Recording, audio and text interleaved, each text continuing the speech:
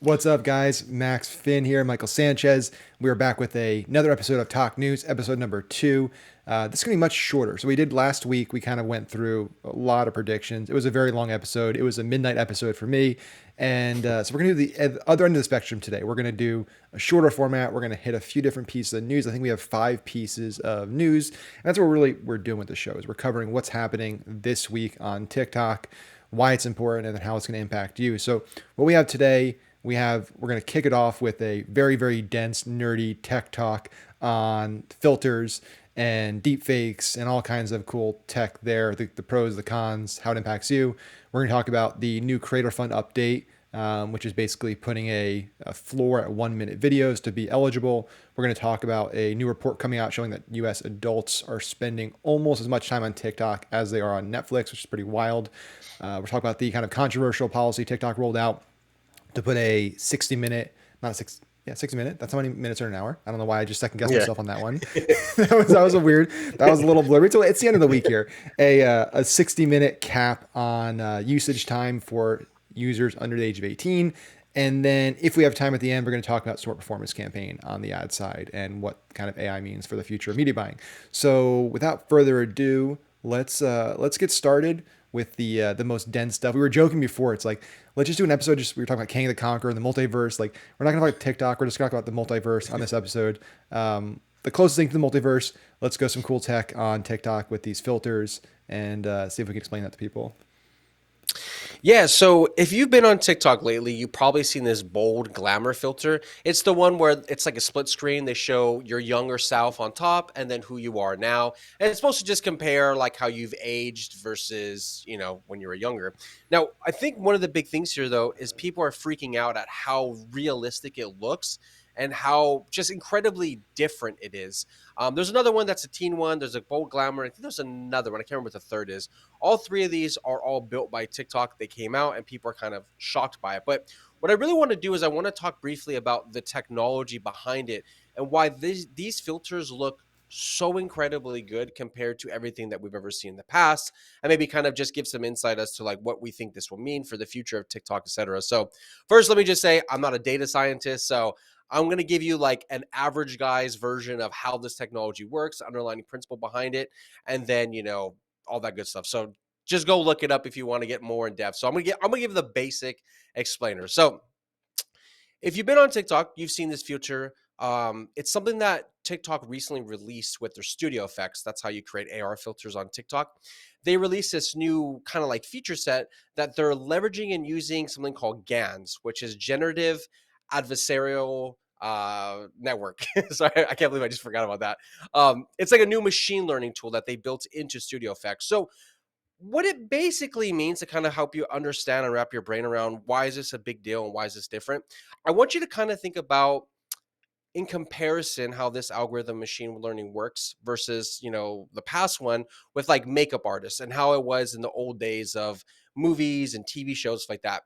Generally speaking, you would take this big rubber mask, put it on your head, and hopefully the eyes matched up, hopefully the mouth lined up, hopefully you could breathe in the thing, and you looked good in it. It did a good job, but it wasn't perfect. Like you could tell from old movies, like, oh, that doesn't fit his head, it's slipping all over the place. That's kind of how all the old AR filters were in the past. What they would do is basically put this giant mask on your head, and unfortunately, if you were churned, they will lose tracking, it would slip, it would look all crazy and terrible, etc. Now, using that same analogy, the thing that they've done now with this new machine learning technology is that think of it in the same way of having this giant mask on your head for like movies and stuff like that. Nowadays, what they do is they paint it on your actual face. They actually stick little things on your face so that it really molds and contours to your cheekbones, to your lips, your eyes. So it really looks custom for you.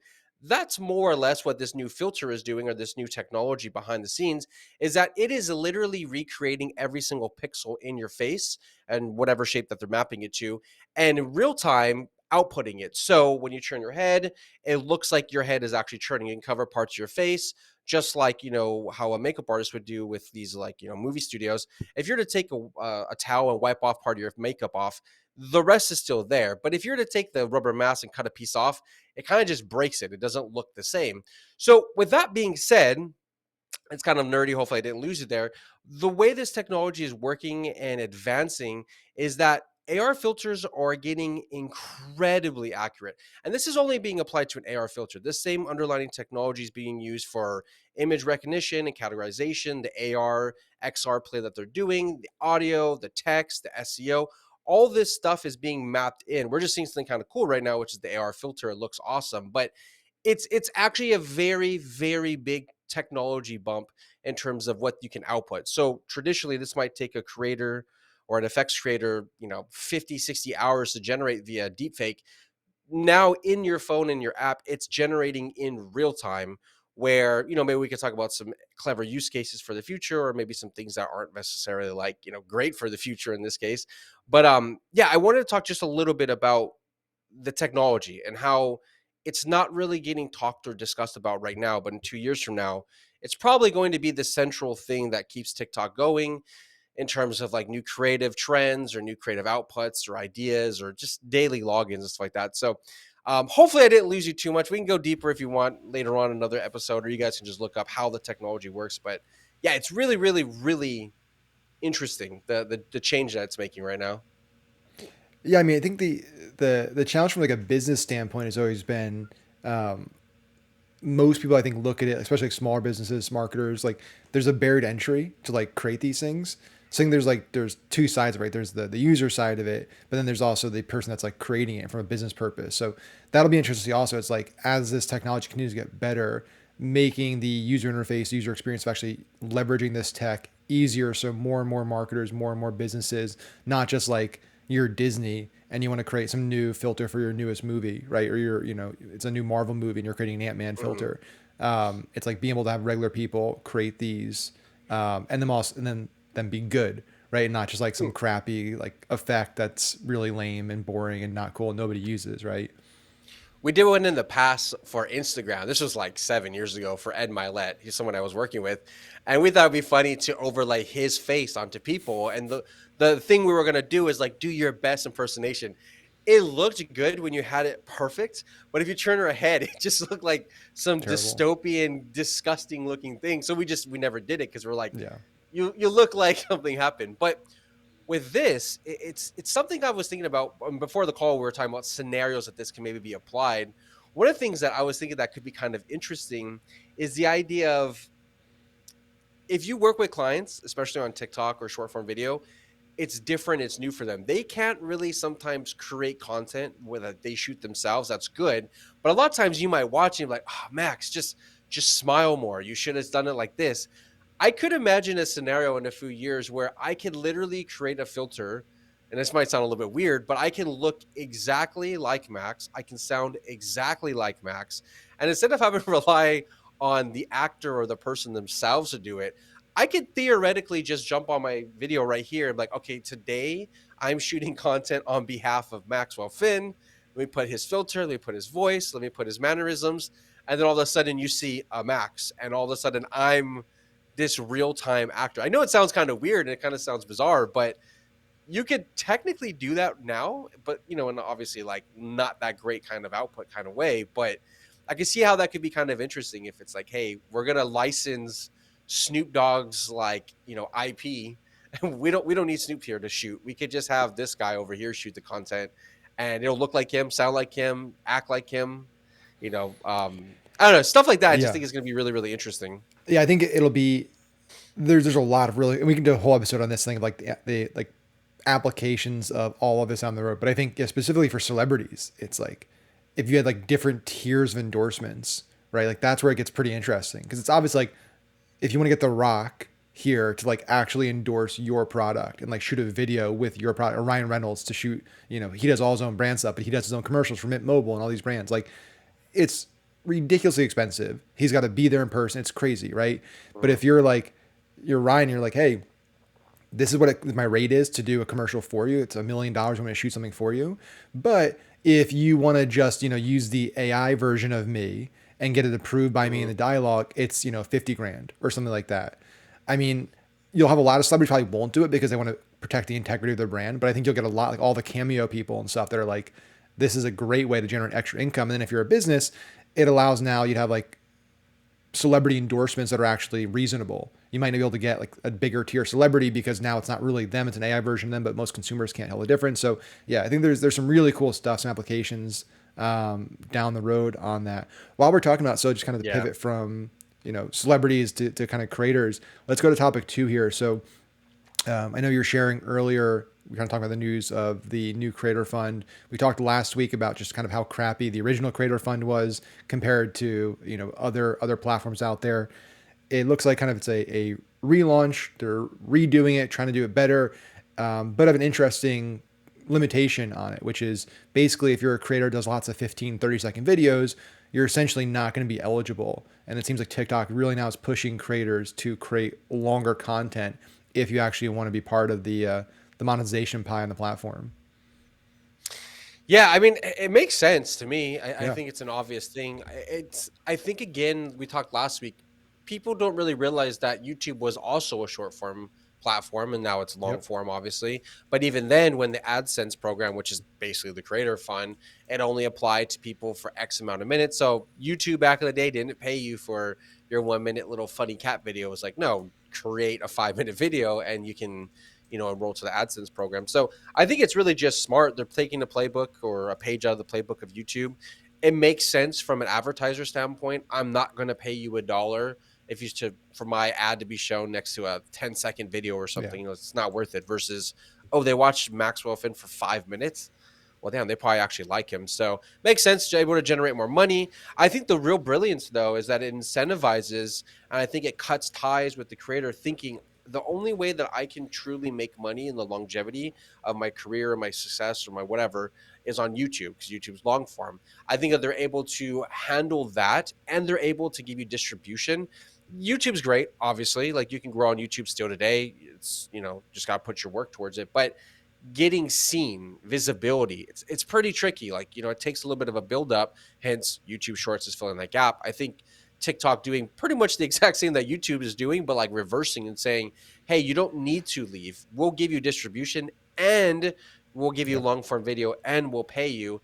I think a lot of creators are still going to dip their toes in YouTube. And if you're listening, you definitely should like always diversify your channels. But I think this is going to be a very, very interesting take on what's to come. Plus, it's better to say we're talking about how much time people spend on TikTok versus other platforms. This is only for short form primarily. I can only imagine when they roll out long form and more people accept it, adopt it, create it, where it could easily be doubled. I just watched a video yesterday that was 8 minutes long. I didn't even realize it was a cop video. I literally watched a clip of cops on TikTok for 8 minutes, and I was like, "What the hell is going on? Like, this is crazy." So yeah, I think it's Yeah. brilliant. I think it's smart. I think it's fun. It'll be interesting to see how many people adopt it and use it, and how many people think, I'm just doing short form.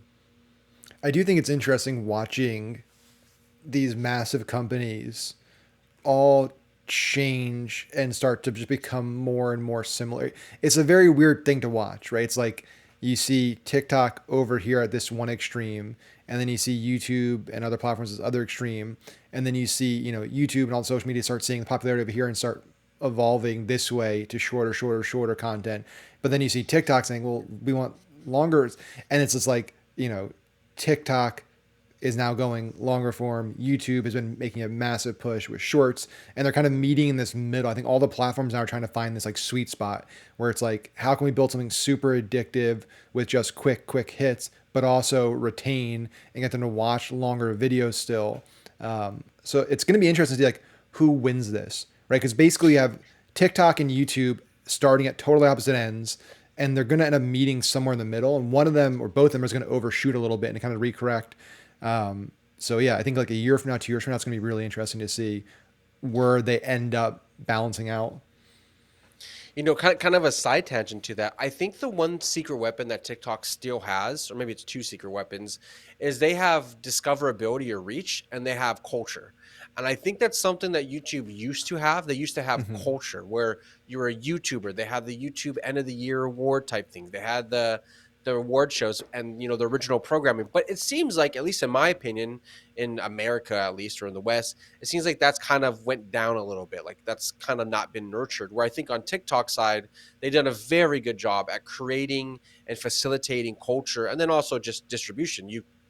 there's so many people we see all the time on TikTok. You put a video out and all of a sudden they get a billion views and all this, now they're the thing, like everybody knows who they are and stuff. So I think that's going to be very, very difficult for YouTube to recreate.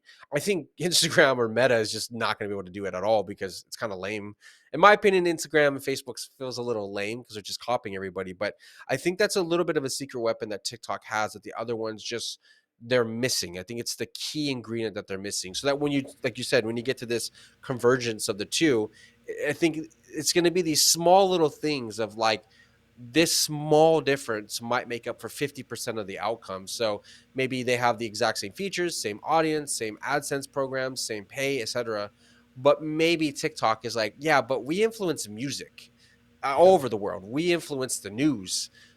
YouTube can't really say that too much right now, at least how it is. So, yeah, I don't know. It'll be interesting to see who comes out on top, or not on top, but like where it all just kind of shakes out to some extent. I do think Instagram is Yeah. going to be at the bottom, though. I know it sounds sad, but I don't know. Instagram just feel like they're the old guy trying to go back to high school and be cool and stuff, and it's just like, okay, it's a little cringy to like go home. Yeah, I think that the problem with it, and then we can go on to point number three here. It's just like it's when you're this goes back to what you just said about discoverability. Like it's hard to change your foundation and your roots, right? Like it's easier to make shifts and stuff and say we're going to focus on this, we're going to prioritize this, we're going to add new features, but like it's very difficult to go retroactively and change the foundation of what made your app and why people started Mm-hmm. joining your app in the first place. And so like you said, it's like YouTube had a different foundation than TikTok and a different foundation than Facebook and Instagram. And I see with Instagram now, especially, it's like, and I think just to be clear here, like none of this is binary, right? I think these conversations, a lot of people think when you have these conversations, you're saying like it's either or. Like all these companies are still gonna be around. They're not gonna, nobody's going to zero next year or 2 years from now. Like a decade from now, 20 years from now, sure, that's a possibility. But like they all have tons and tons of users. They're all going to keep growing. One's just going to do better than the other. But like Instagram, it's even I'm seeing it now. Where now it's shifting back to like carousels, and you're seeing people go back to images and stuff. And so it was like this big push for reels. And now my feed, at least, I'm seeing a lot more people doing like what they did a few years ago, where it's single image posts, carousel posts, and stuff, and that's performing better. And so it's like you keep shifting what's happening there. Whereas like TikTok, it's really not happening. YouTube is really not happening. It's like maybe the length of content changes, but it's like you're not seeing people throw up images now on TikTok or YouTube. It's like the core form of content is real, stay the same. Even like Facebook, it's like text posts work better versus image posts. If you put Yeah. an image out on things, it doesn't get performance. So like they have a problem because they were founded as different medium. Like they were, Facebook was really a text, Instagram was really images, YouTube and TikTok were native video. And so that's going to be interesting, just like how Meta can navigate that when their foundations are just different. But speaking of Yeah. different companies, like the third one was talking about, and I'm curious your thoughts on this in the long form discussion. Like research report came out basically saying that TikTok adults in the U.S. are already past YouTube in terms of amount of kind of content consumed and length of sessions. It's closing in now on Netflix, which is pretty wild to think. Like you think about me on my phone watching 1 minute videos versus me sitting down to watch a 1.5 hour movie or 30-minute episodes of The Office or TV shows. But like those two things are so wildly different, yet that TikTok experience, people are almost spending the same amount of time as they are sitting on the couch watching full length movies. It's pretty hard to like wrap your head around that of like how much more addicting TikTok is over Netflix for that to even be possible. Yeah. Little side disclaimer. I'm so shocked that Netflix is getting lapped on everything that they had from 10 years ago, Yeah. whether it's the streaming, their IPs, original programming, or even now just attention. It's just, it's kind of like you were just saying earlier, like, 10, 20 years, who knows? Netflix has been around for a while. It's just so interesting seeing how they've had to navigate like all this competition from every single realm. As far as like, adults watching more than Netflix, I think it makes sense. It's just a lot of fractured attention. I think that's also why maybe TikTok wants to increase the length of time on their videos, aside from like all the other reasons. There's dozens of reasons why, but I think another one is like quality of content. It's cool to watch 80 minutes of TikTok a day, but I can't probably tell you about like 80% of the videos I watch. Yeah. It all kind of just blends together. But if they can start to push long form, I think it starts to create this like experience and mindset that you're there for more valuable content. Not that the content that we have now is not valuable, but if you're trying to learn about advertising and Facebook ads from a 20-second video, it's not as good or as informational probably as a 4 minute, 10 minute, 30-minute video, etc. I think the other side of this too, and that's why I said one of my predictions for 2023, 2024 is the original programming, the partnerships with movie studios, the partnerships with like big brands and companies, because now TikTok can technically go to movie studios and be like, we want to have you only stream on our platform. Oh, why? And then they could just show all this data. It's like, we're beating Netflix. Why are you going to go to Netflix and do the deal when everybody's over here with us? Like, why don't you do Orange? Well, probably not this one, but like, why don't you do Orange is the New Black with us or Game of Thrones or whatever it might be?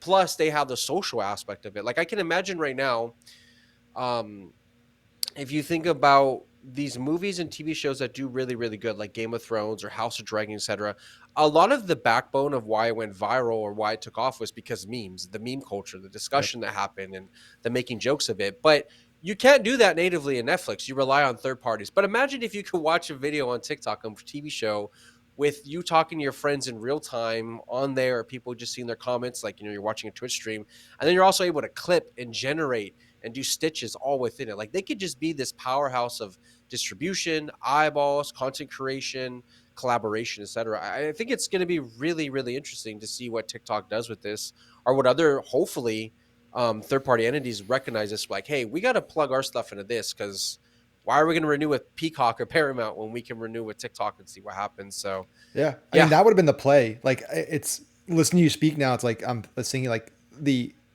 in hindsight, the obvious play for Netflix would have been to try to make an acquisition or to roll out their own version, because that would be cool. Like if you had Netflix and in the app you could basically like clip your favorite scenes, like the viral scenes, and like instantly share them with a meme. Like that could have been massive for Netflix. The virality and the traffic, because that's what I mean.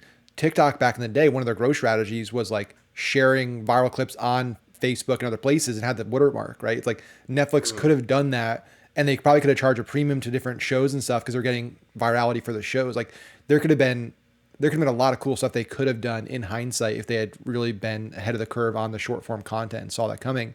But sometimes that's the curse, right? The curse of being, I think a lot of people believe, like entrepreneurs, new entrepreneurs think, I need to be a first mover, that I need to be the first person to do something to be successful. And the reality is like usually the first doesn't survive because they become king of the hill really fast and they stop innovating and adopting. They can't see, they don't look behind them anymore, right? They're just looking ahead of them and they lose innovation. So like Netflix been around for a long time. They were true innovators in obviously the, mailing DVDs. That was brilliant. And then streaming, really bringing streaming yeah. online. Like they were the innovators of that. And then they kind of just got complacent and like, and they also even were the kind of innovators and also investing in production. Like they started doing their own shows and they invested a lot of money into Yeah. that, right? Which That was was a big huge, deal huge too. risks. Very big Yeah. deal. Yeah. And Cause I they mean, made even some like great some of the, shows. go for it. Go ahead. Sorry. No, no, we got a little delay there. No, I'm just gonna say like, I mean, they like the original like Daredevil and like Luke, like a lot of the original Marvel shows on there were amazing. They were super dark. The Punisher, like they had some Mhm. really amazing content. They still put it, Stranger Things. They still put out a lot of great content, but they just got everyone else caught on. Amazon has more money than them, and Amazon's went bigger.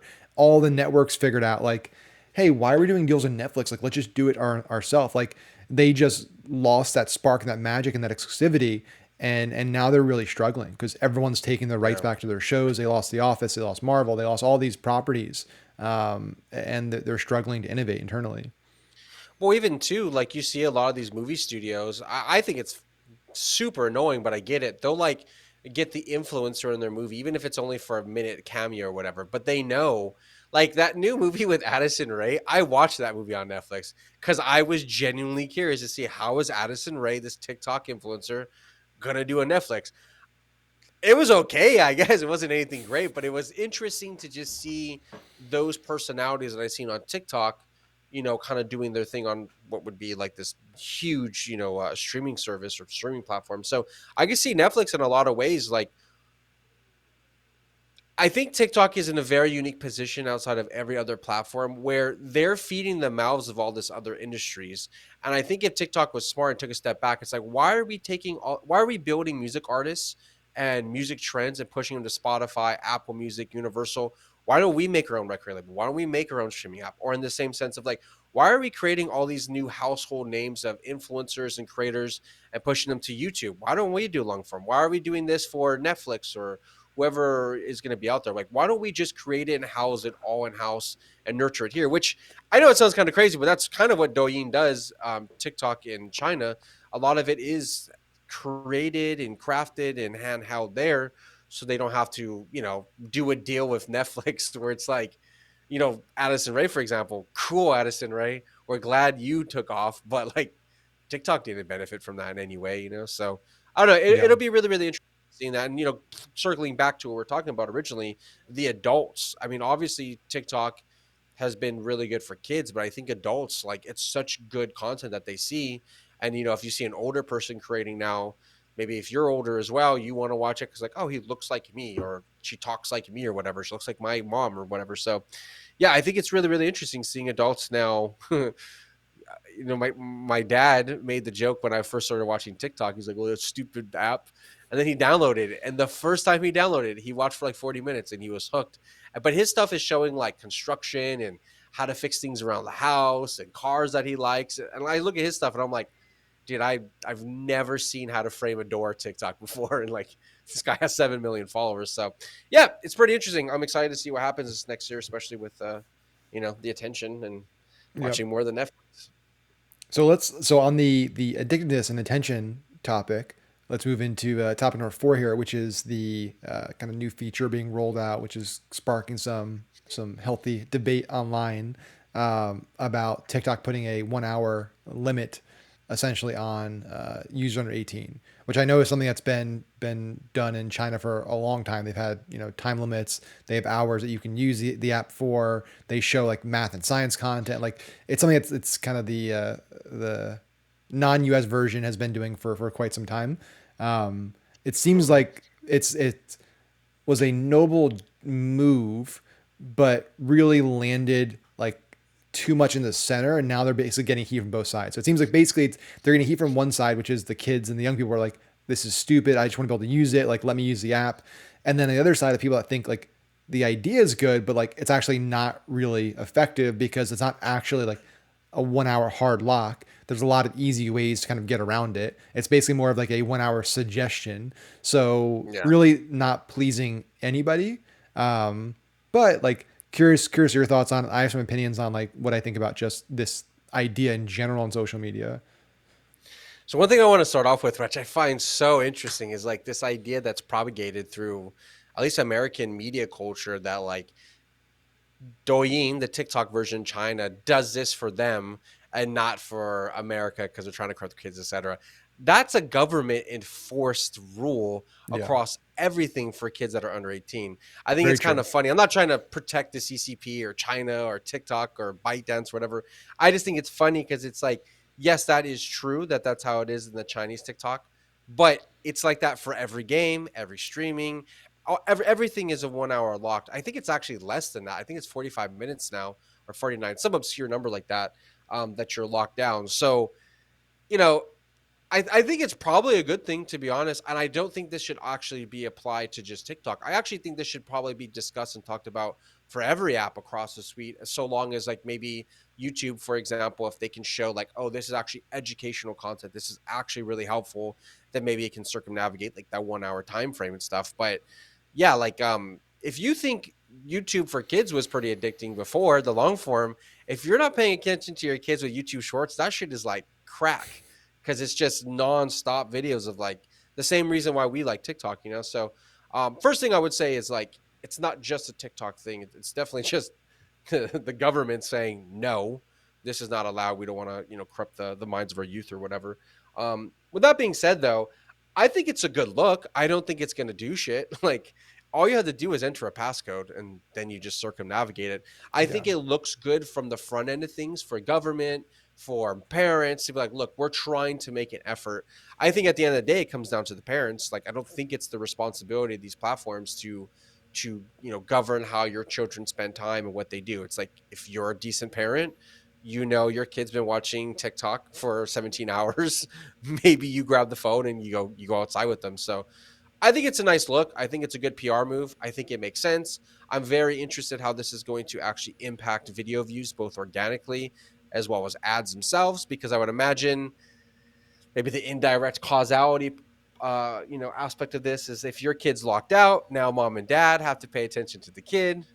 Now they get off their phone maybe, or they're not doing something, and then the views kind of trickle down from kind of having this like top down um you know tier of systems, I guess you could say. So yeah, I think it'll be interesting. I don't think it's going to do very much, to be honest. I think it's going to be easier to circumnavigate. It'd be interesting to see if they expand upon it and make it more difficult or something. um yeah, I wonder what your thoughts are, Yeah, because I agree. Yeah, I think it's a totally it's a PR move because they're getting a lot of heat. I think it's like, let's get ahead of some of this stuff. People coming at us specifically for it being so addictive, even though every social media app's really addictive. But like, people are really hitting on TikTok hard. Every trend we have is dangerous and killing people. All this stuff. Even though, again, there's reports that came out last year saying that Facebook, Meta hired like PR agencies to basically like do this, like plant trend stories, and like that was a big story. If you want to go Google that, Yeah. Meta, I forget the name of the PR company they hired, but like that came out and that was a crazy thing. But anyway, yeah, I agree. As a parent, like I think a lot of this falls on parents. Is like, as soon as you give your kids this, it's almost game over, right? Like there's very little you can do to control that, and they're going out with kids. I think it's like, you look at most things that are banned or illegal. You look at like drinking, like kids. You can't buy alcohol until you're 21. There's still lots of teens and kids that are drinking and doing things. So I think social media, like putting some type of lock in place. I don't know if you shut it down. I also think 18, like I think like going 18 as where you're starting is a little too high. I think saying like a Mhm. 17-year-olds can't use TikTok for more than an hour, like they're about to go to college, like they're driving. It's I don't know. I think like, you know, 12, 11, 10-year-olds, I don't think should even be on social media. Like personally, and again, I don't think that's the government's like right or ability to like jump in there and like put a law in place. Just like I don't think back in the day with like video games, they're trying to like ban video games and stuff, or rap music, or hard rock or things like. I think the government always tries to get in on that stuff because they think it's going to corrupt the youth. Yeah. But social media, I think, like you see younger kids getting smartphones, younger kids getting tablets, younger kids getting access to this stuff. Like, I think that's a bigger discussion, like a more macro level discussion of like, when should kids be able to even create an account on these platforms? So yeah, I think like Yeah. 16, 17, 18 on TikTok, like I personally don't have a problem with it. That comes down to like parents in your house. I think this rule is going to basically do little to nothing in terms of actually stopping kids of using the app. I think they're just going to put the code in or whatever, or just come back to it in a little bit. I just don't think it's going to have any impact. But yeah, I get why they did it. Yeah, I mean, it looks good. It looks like they're being Yeah. proactive. It looks helpful. I don't know. I think it'll just be interesting to see how this plays out, both in terms of like how society thinks of it, or if they're a little bit more tamed. Because I think this is kind of like why I said that at the very beginning. I think this is one of those like headline articles that people have said as a concern for TikTok, which I posted this on Twitter and deleted because I got all these people talking shit to me, and I was like, I'm going to bed. I don't want to wake up and get all anxious or whatever. But I was like, it's funny to me that people will say how bad the content is on TikTok for just society in general, but they're more than happy to watch YouTube Shorts and Reels and Facebook Reels, which is literally just TikTok content reposts. I'm like, YouTube Shorts good content, but 90% of it's TikTok, but TikTok content's bad. But you just got done watching. I just think it's just kind of funny, like, if maybe people's perceptions will start to relax in a different way, or maybe they'll see things a little bit more objectively speaking versus just like, personal feelings of just like, I don't like this, therefore it's bad. They do this, to reinforce whatever, Yeah, it's mental things they got in their gymnastics. head. It's yeah, people Yeah. are okay with basically being on Instagram, and it's like every third photo and video you see is a girl in a thong or basically naked. But like that's okay, or Twitter basically just being full of porn and stuff. Like it's yeah, people just it's for a lot of people they made their mind up that they just do not like TikTok, right? So it's I do not like this company, and again that's fine. Like I am also on that side to an extent. Like the fact that it's not an American company is scary, and they're collecting data. Like there's a lot of bad shit there, but like just make that your argument. I think people try to like put in other arguments that just fall flat because it's like Mm. can be applied equally to every other social media app. If you're saying like it's dangerous, it's corrupting the youth, it's too addictive, it's impacting mental health, all these things, like that is every one of those is accurate, but it's Mhm. not a unique problem to TikTok. That's a social Yeah. media problem. That's the fact that every kid from the minute they are, old enough to basically know what this is are getting these. Like that's the bigger problem, not a single social media app. One thing I'll give credit to for TikTok, and I hope that the other platforms do start to do this too. But I think for most people that use TikTok, I think a stereotype that they say is that they learn so much from TikTok, or they learn things from TikTok that they never learned or found or discovered. Whether you're seeing the most horrendous shit possible, possibly on TikTok, or the most kind, lighthearted stuff, I think most people generally feel like they've learned or took away something somewhat valuable from Yeah. them. Like, versus on Instagram, I can't really say the last time I watched an Instagram and been like, or like a reel or just Instagram in general, like, damn, I really learned something kind of cool. It's just the same random shit. Like Jenna Ortega, when that Friday came out, my whole shit was just her. And I'm like, I never even seen this. I don't even want to see this. Why are you showing me this actor so much? Like, great for her, but what does this have to do with my Yeah, I don't experience and care. what I'm interested in? So, yeah. 100%. Well, I'm gonna leave everyone with a cliffhanger today because I think like 30 minutes or so is a sweet spot for what we're doing. I think that's like a Mm, good time for us to like cover 3 to 4 stories. So I'm gonna leave everyone I with was a excited cliffhanger. about this So one, though. I know, but that I'm going to leave you. It's going to cliffhanger for you as well, for our own show. So we're going to pick up next week. We're going to start off the show with the talk about smart performance campaign, AI, media buying. We'll kick it off next week. I'll have more data on it too to talk about because we're rolling it out in a bunch of other accounts. So I'll have more stuff to talk about, more data, more insight, and it gives you a reason to come back next week and watch us. So I appreciate everyone hanging out with us again, guys. Talk News, brand new show. We're 2 episodes in, loving it, having a lot of fun. As always, like, comment, subscribe, share, do the 100 things that we want you to do to support the show and share it with everyone out there. And we will see you guys next week. Later. See you later.